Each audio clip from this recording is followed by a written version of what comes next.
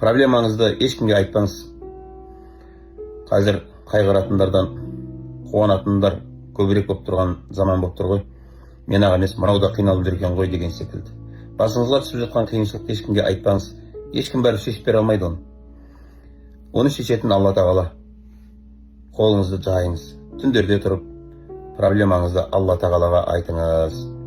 Оны Алладан басқа ешкім шешіп бермейді сізге.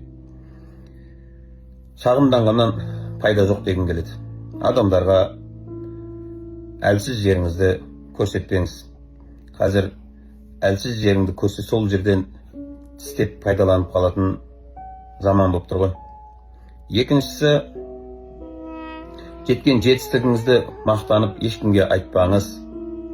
Өйткені қуанатындардан гөрі іші күйіп ауыратындар көбірек болып қалуы мүмкін. Іші тарлық, көре алмаушылық деген дамып тұрған заман ғой. Мен деген сөзді айтпаңыз. Сізге берген ол жетістіктерді Алла берді. Құдайға шүкіршілік етіңізді, кете беріңіз. Адамдарға мақтанбаңыз. Тіл көз деген бар.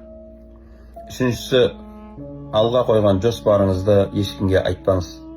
Сол жоспарыңызды біреуге айтсаңыз, көбінесе сол болмай қалып жатады. Неге десе, өйткені тіл көз сіздің жоспарыңызды сындырып тастайды.